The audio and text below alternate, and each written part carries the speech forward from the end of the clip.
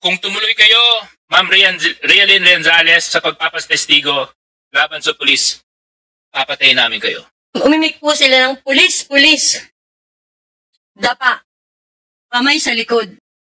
Ang ipinagtataka ko po, bakit po sila pumasok ng bahay ko nang wala pong warrant? Just come to think of it. May 22, nag-conduct tayo ng hearing with this witness, and then after 2 days, pinasok ang kanyang bahay. Nasaan itong 8 ito? Nakakulong po sir ngayon. Mr. Chairman, kahit makalabas sila makapag-bail, ako, I will not hesitate to move, Mr. Chairman, to cite the contempt. Hindi lang simpleng tinakot nila yung witness. That's an insult to this institution. Wala sila pakundangan. Sometimes there are personnel na pag na-dismiss after few months or year, mag-a-appeal, babalik sa service, ma-reassign sa ibang assignment. So parang nagiging laruan na lang po yung ating sistema. Extremely concerning, alarming, which recently transpired act that happened on record. Hindi ko na masikmura talaga, Mr. Chair, tila parang lubos ng binabastos ang ating kagalang-galang na Kongreso at ang mga miyembro ng bumubuo ng komitibang ito. Parehong mga salarin ng ating iniimbestigahan. I am furious and appalled beyond words because of this incident, Mr. Chair. As you recall, Mr. Chair, our last witness during our last hearing, May 2024, Ms. Renalyn Renzales, buong tapang pong isiniwalat ni Ma'am Renalyn kung ano ang nangyari sa kanya nung nakaraang barangay SK elections in 2023. Naikwento niya sa atin noong October 2028 habang naglalakad siya kasama ang kanyang mga kandidato sa Purok Magaling ay bigla na lang may mga dumating na mga 7 armadong kalalakihan, pinalibutan, tinakot siya at kinasahan ng mga high-powered armalites and guns. Tila baga ang mensahe nito ay kung tumuloy kayo sa pangangampanya ay papatayin namin kayo. Ngayon, 2 araw lang pagkatapos niya tumistigo dito sa ating komitiba, dito sa mababang kapulungan, another incident of harassment, violation, violence occurred. May 2022, she served as one of our resource persons and witness. In May 2024, at 3:15 in the morning, kasama niyang natutulog ang kanyang 2 apo. Alas 3 ng umaga, madaling araw, bigla na lang nilooban ng mga grupong armadong kalalakihan. Gaya ng dati, na nakamaskara, gaya ng dati, may dalang high-powered armalites, gaya ng dati, tinutukan ang ating witness. Mr. Chairman, this tramples on the very essence of our legislative process. This tramples upon the very essence of our democracy. This tramples upon the very essence of finding and ferreting out the truth. Isipin ninyo, nag-witness dito. May 2022. 2 days later, nilooban yung bahay. Anong paliwanag natin doon? Atin na pag-alaman, mga active police ng Lucena ang mga ito, Mr. Chair. It's the same pattern. This certainly cannot be a mere coincidence. Kagaya ng dati, klaro ang mensahe nito. Masasamang loob na hoodlum. Kung tumuloy kayo, Ma'am Rialyn Renzales, sa pagpapastestigo laban sa pulis, papatayin namin kayo. Mabuti na lang, Mr. Chair, na itong mga pulis na ito ay nahuli pagkatapos ng insidente base sa mga reports na natanggap ng inyong abang lingkod. Kasalukuyan pong nakakulong ang mga pulis na ito. Nandito po si Ma'am Renalyn Renzales. I think she's with us. Nandito po siya. Andiyan ba si Renalyn Renzales? Ma'am, gusto ko lang po iparating sa iyo na taus-puso po akong nagpapasalamat sa iyo. At buong tapang po kayong humarap muli sa komitibang ito.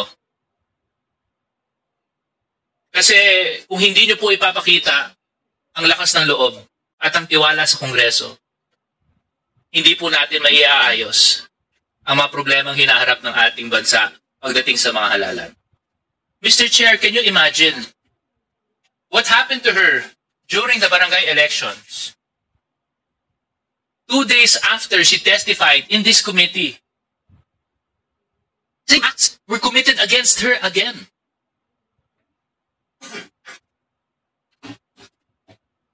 Ma'am Renalyn, pwede mo ba may kwento sa amin yung malagim na pangyayari sa araw ng Biyernes, alas 3 ng umaga? Before you, bago po kayo magsimula ng inyong salaysay, upo na po kayo, nakapanumpa na po kayo noong nakaraang hearing. At nagpapasalamat po kami sa tapang na pinakikita po ninyo. No? Hindi po biro, kasi nabasa ko po yung news article eh.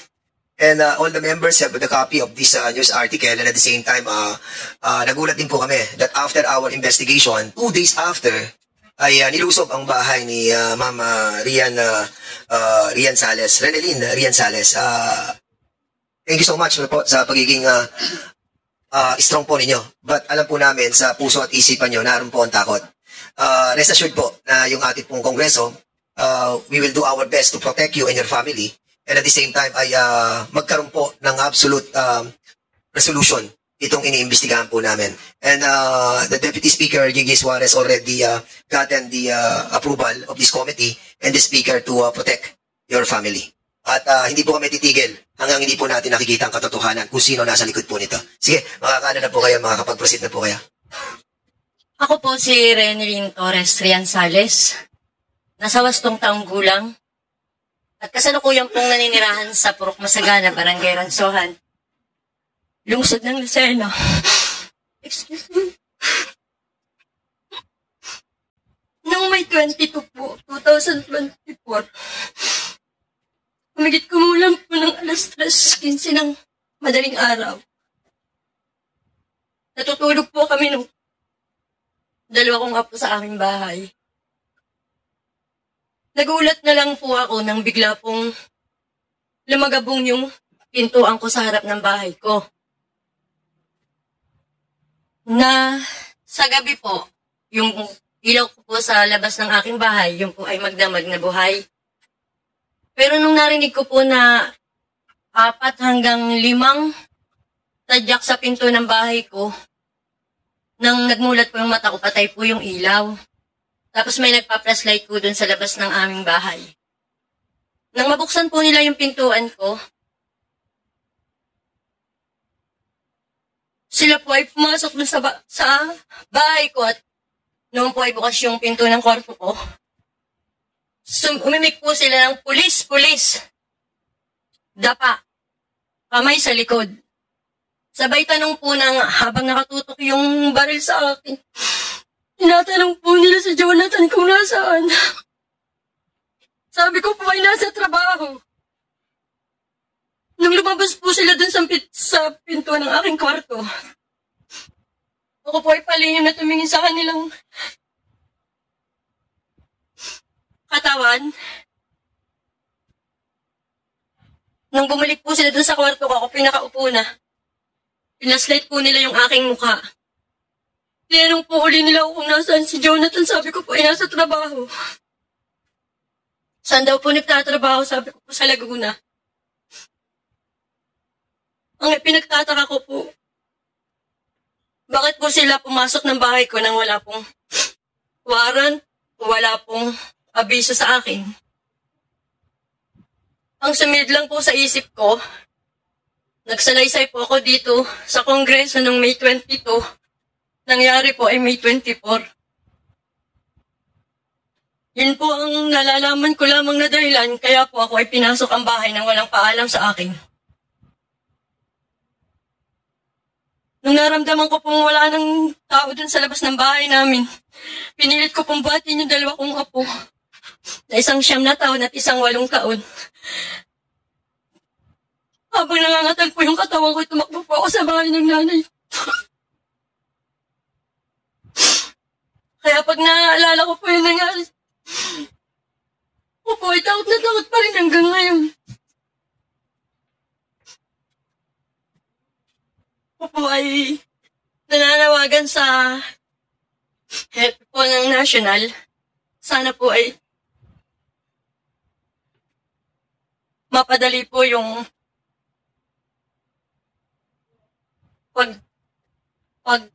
pag-alam po kung bakit po pinasok yung bahay ko. Hanggang ngayon po talaga ako po ay takot na takot pa rin. Kukwento ko po sa inyo, ayaw na po kong payagan ng mga anak ko pumunta dito ngayon. Pero gusto ko lang po talagang magkwento sa inyo na ganun po yung nangyari sa akin. Sinabi ko na lang po sa mga anak ko na itutuloy ko at nasasabihin ko lang naman po ay yung katotohanan. Yun lang po at salamat. Congressman, I think Congressman JJ, this is not only a direct attack on them, but a direct attack to us. Dahil po, they wanted to obstruct yung ating pong ginagawang investigasyon. And by doing that, ay yung fear factor that they wanted to employ upon you for you not to attend on this hearing. And for that, it is really an attack to this institution. And that's why, Congressman JJ Suarez, Yes. you want to proceed? Mr. Chair, this is, I've been a congressman for 4 years, 5 years now. And previous to my position, my parents also became representatives of the district that they used to represent. And I think this is the first time lang that I can recall na may ganitong pangyayari. Na merong tumistigo sa mababang kapulungan at ikunento yung karanasan niya kung saan tinakot, pinalibutan, tinutukan. At pagkatapos nun, ng kanyang pagsisiwalat ng katotohanan, 2 days after the fact, it happens again. And this is not anymore during, before, or after a barangay election. This is an ordinary times, Mr. Chair. Sa sobrang takot po ng witness natin, siya na po ang nagsabi, sarili niya na pong anak ang nagsasabi na huwag na kayo pumunta dyan. Mr. Chair, paano po natin mabibigyan ng kapayapaan ang mga kababayan natin kung sa mga ganitong bagay, yung mismo mga inaasahan natin na poprotekta, magtitiyak ng ating kaayusan at katahimikan, sila pa mismo ang nasa likuran. So, it's disturbing to me because it violates the very essence of why we are all here. It breaks the very fabric of society. And, Mr. Chair, I think as duly elected officials, members of this committee, we need to make sure that, number one, kung sino man na nasa likuran nito, at kung sino ang nasa likuran ng mga taong nasa likuran noon, ay mabigyan po talaga ng tamang hustisya. Pangalawa, yung mga magwi-witness dito sa atin, whatever committee, may this serve as a lesson to us all that they need to be protected, that they need to be given ample support. Dahil napakahirap po ng ginagawa nila, nahaharap sila dito sa ating committee in front of the millions of Filipinos who are viewing us either through TV or Facebook. Malalaman kung sino sila, malalaman kung ano nangyari sa kanila. Dapat siguro, masiguro din natin na nabibigyan natin sila ng tamang seguridad. Ang nakakalungkot po ay yung inaasahan po natin dapat magbigay sa kanila ng tamang seguridad. Ay sila pa po yung gumawa nun sa kanila. Deputy Speaker, kasi dun sa report na that was submitted to this committee, identified yung 8 policemen. They were identified, na-identify po ito, siguro, tanungin natin ang Quezon, yung COP or yung chief of police ng you are the acting chief na ngayon, Ikaw yung hepe ngayon ng Quezon?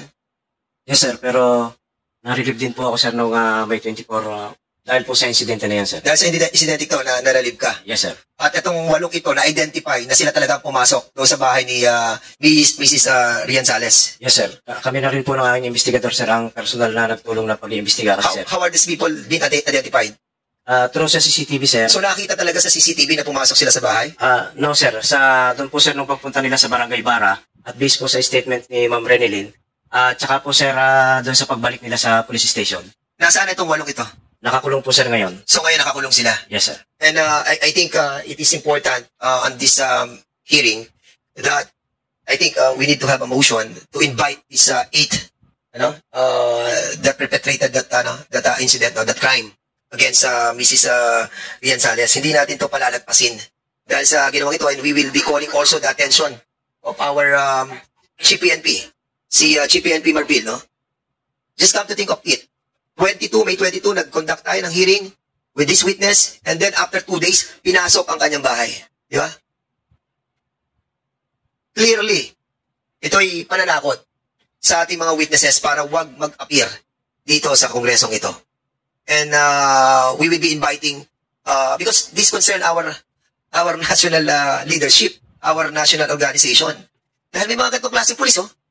Again, sasabihin po namin sa inyo, we have talked to the speaker and to the GPNP, asking us, di ba, na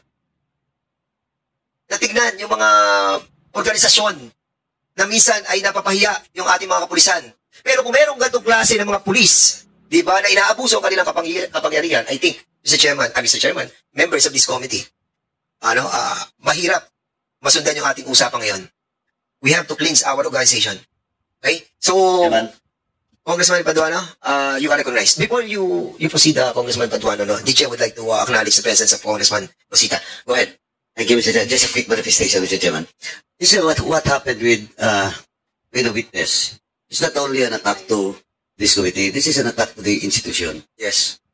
Well, in fact, Mr. Chairman, though they are now detained in Quezon, but with regards to this committee in the House, Mr. Chairman, they have violated our internal rules. Our rules in contempt, letter F, or paragraph F, undue interference during committee hearings and inquiry in aid of legislation. Kaya kahit, Mr. Chairman, kahit makalabas sila makapag-bail, I will not hesitate to move, Mr. Chairman, to cite it in contempt. That is undue interference. Hindi lang simpleng tinakot nila yung witness. That's an insult to this institution. Wala silang pakundangan. Kaya, Mr. Chairman, of course, we have to invite them, but sabi ko na nga, malamang baka makapag-bail. Pag makapag-bail, Mr. Chairman, dapat pumunta sila dito, and I will personally move to cite in contempt or undue interference at the very least, Mr. Chairman, because letter F is just 10 days of detention, maximum 10 days. Thank you, Mr. Chairman. What is the case filed against them? Unjust vexation, threat, intimidation, what? Ang ipinal po namin kaso, sir, ay una po yung violation of domicile, grave threat po, sir, and unjust vexation. Lahat yan, available.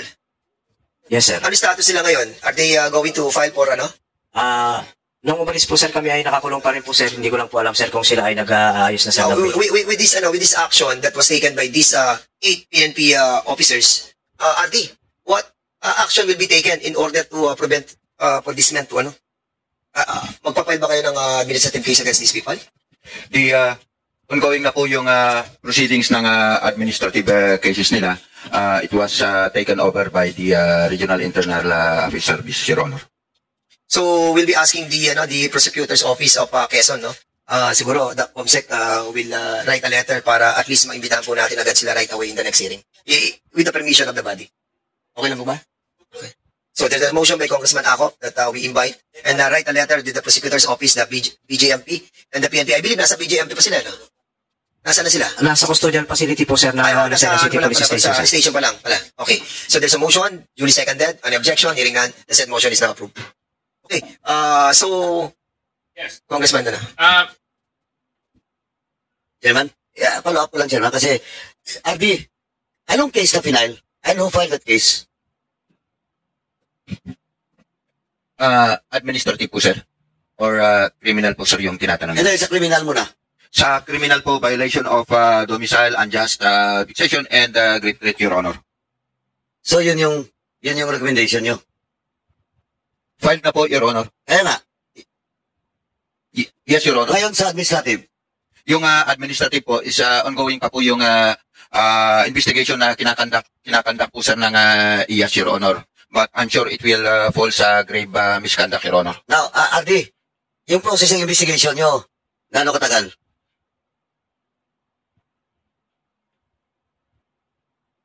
Pwede ba ito sa hearing? Your Honor, 103 days po ang process ng IAS, Your Honor. At the maximum, max yan. Yes, Your Honor. Oh, can you do it? Little bit shorter? Baka pwede sa hearing ito?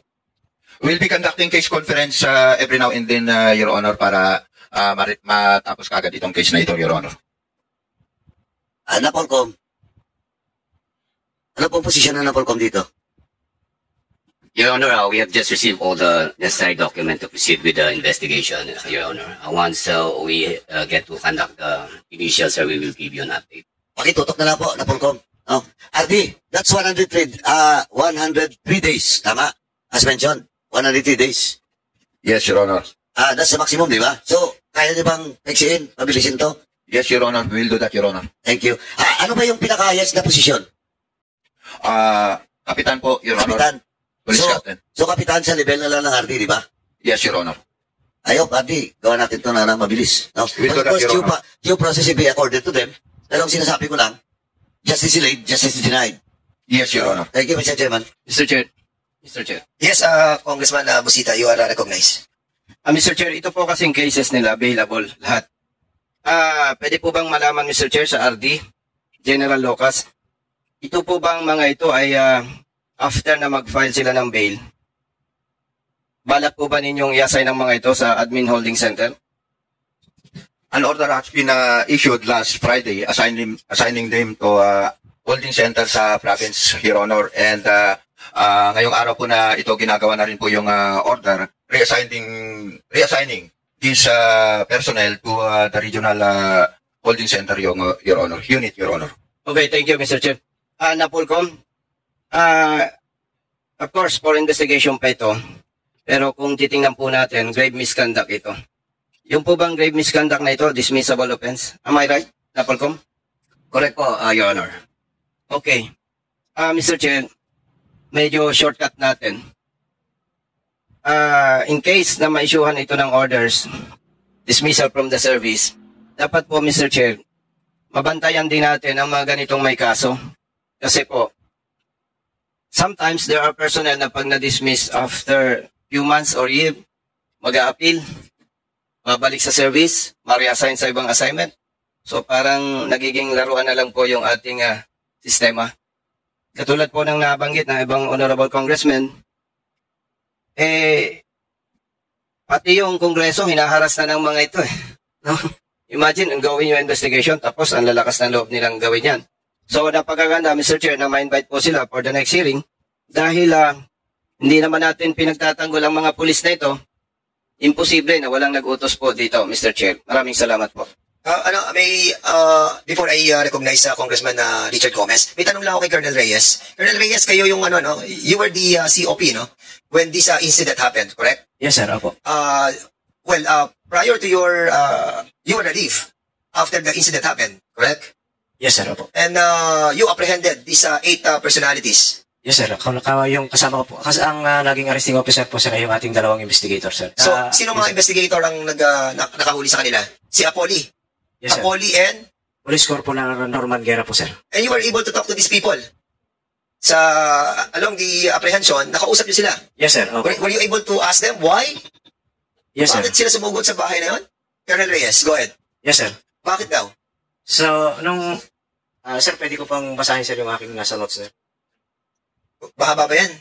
Maiksi lang naman po, sir. Pero ito, sir, yung sir. Sige.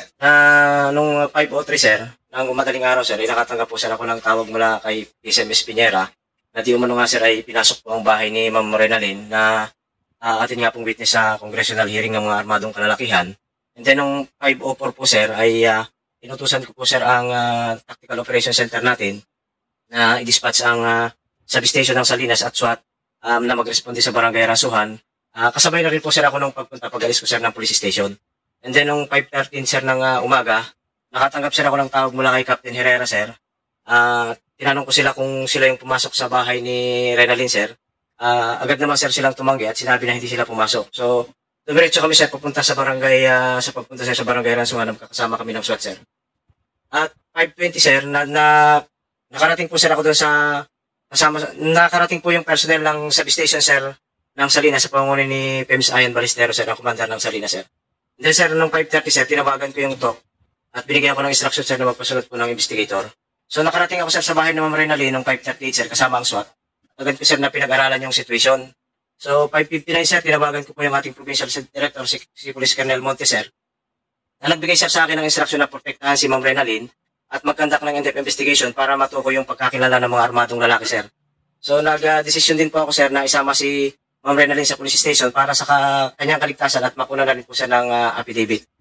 So nung 6:43 sir, nang makarating kami sa police station sir, kasama si Ma'am Renalyn sir, na sinamahan din po sir ni dating kagawad Armando Paderon sir, at nagpila po siya ng incident report form sir.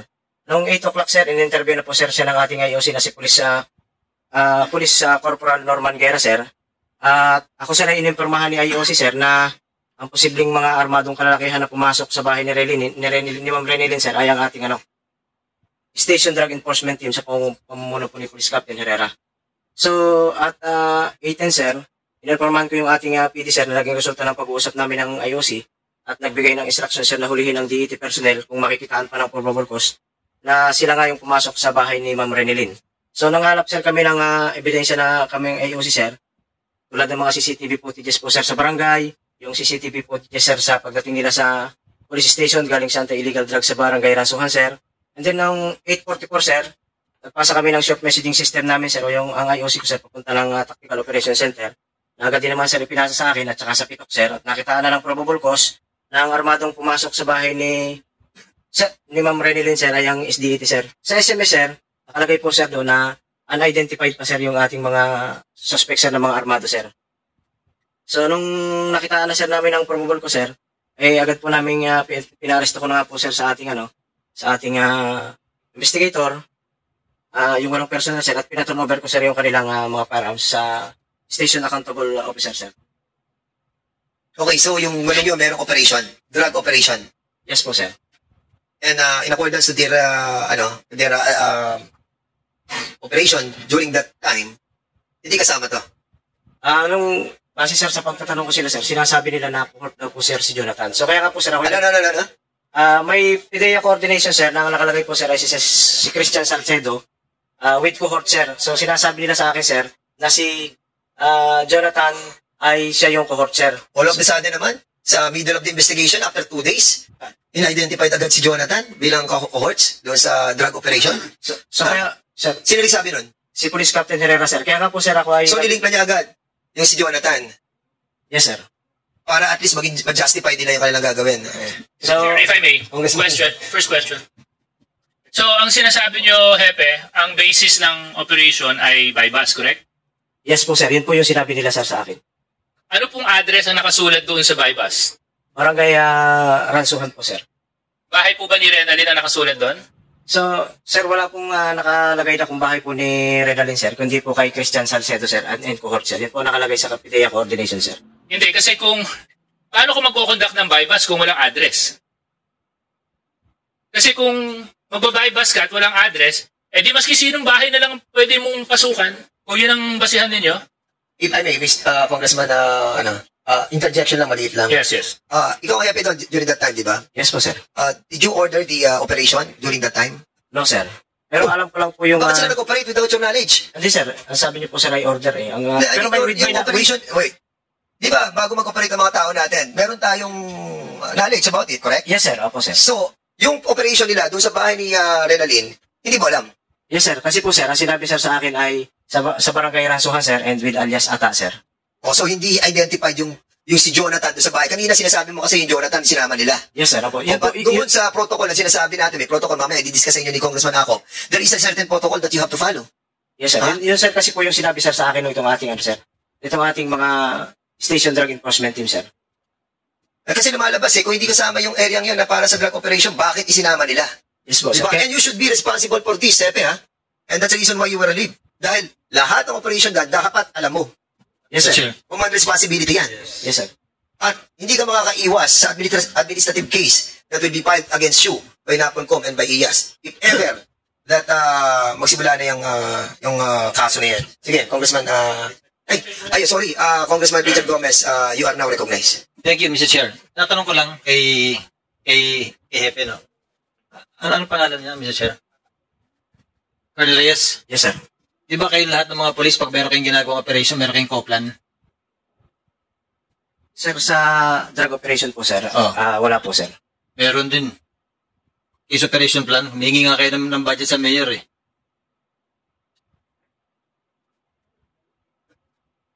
Meron, di ba? Hindi kayo humingi ng, hindi kayo nagsasabit ng co-plan sa mayor? No, sir. Kaya pala ganyan ang operations ninyo. Huwag mo sabihin hindi. Sir, ang subject po kasi namin, sir, ay bypass operation, sir. Kaya nga. Kahit ano operation yan. Mas kailangan nyo nga ng pera kasi nga, may mga case build up pa kayo eh. Di ba? Sa kayo kuha ng pera para pang case build up. Ano ba yung case build up? Bibili kayo, test buying kayo. Kaya na siguro ng munisipyo ninyo? Munisipyo ba yung hawak ninyo o city? City po, sir. O city. Lalo na, hindi kayo humingi ng hindi kayo nagsasabit ng co-plan? No, sir. Kaya pala ganun ang operations ninyo eh. Kami, mga mayor kami. Bago kami nag-congressman eh. Lahat ng ginagawa ng pulis, alam namin. Dapat alam namin. Ito, matanong ko lang po si Mrs. Rianzales. Ito bang ginawa ng pulis sa inyo? Kayo ba ay nag-file ng complaint sa PLEB? People's Law Enforcement Board. Kasi yung PLEB na yan, alam nyo, ang hearing yan, summary ka agad yan eh. At saka to, pwede ka agad mag-decide ang PLEB within 60 days. Saan nyo ba final ang kaso? Sa Napolcom? Saan ho nag-file ng case ang Bakit nakadetain yung police? Saan naka-file ang case? Criminal case po, sir, sa city korte. prosecutor. Yes, sir. Puputi na lang ang buhok nila. Andun pa hindi ba matapos? So, importante na ang private citizen, pwede sila mag-file ng case sa LGU sa PLEB. Within 60 days, may summary findings na yan. Pwede na i-dismiss yung mga scrupulous ng mga polis. Within 60 days. So, ito yung karapatan ninyo. Pwede kayo mag-file sa People's Law Enforcement Board. May member ho yan. I-hearing ho yung case ninyo. And mukhang may kalokohan ho nangyari. And 60 days ho, madidismiss ho yung mga maloko na polis na yan. Ang pinoprotektahan namin kayo. Pinoprotektahan namin institution. Yung polis dapat malinis yan. So yung mga madumi sa polis, yun ang dapat tinatanggal. Kayo ho makakatulong dyan. Mr. Chair, I think we should help this private citizen na ganun ang gawin nila. We should help and assist them. Ang PLEB pinakamabilisan. When I was mayor, meron kaming PLEB ng mga polis. Tanggal kagad, 60 days. Summary dismissal. Yan ang pambawi, yan ang panlaban, napakalakas ho yan. Mas mabilis ho ang procedures yan kaya sa korte. Salamat po. Thank you, Mr. Chair.